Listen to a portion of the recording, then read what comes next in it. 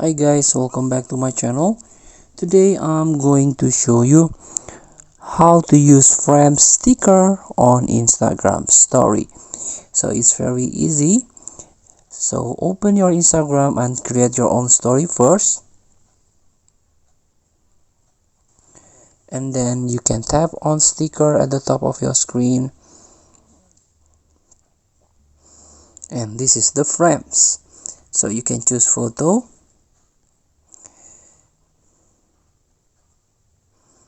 this one. You can give a caption, and done.